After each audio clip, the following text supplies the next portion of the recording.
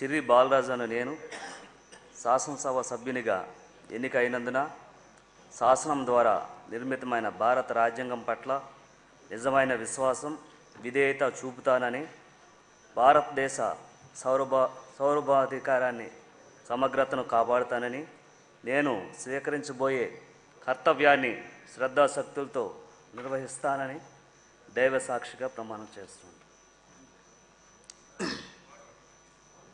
ఆంధ్రప్రదేశ్ శాసనసభ సభ్యుడనైన చిర్రి బాలరాజు అను నేను సభా నియమావళిని కట్టుబడి ఉంటానని, వాటిని అనుసరిస్తానని, సభా మర్యాదలను పాటిస్తానని, సాంప్రదాయాలను గౌరవిస్తానని దైవ సాక్షిగా ప్రమాణం చేస్తున్నాను. శ్రీ బలరామకృష్ణ బత్తుల.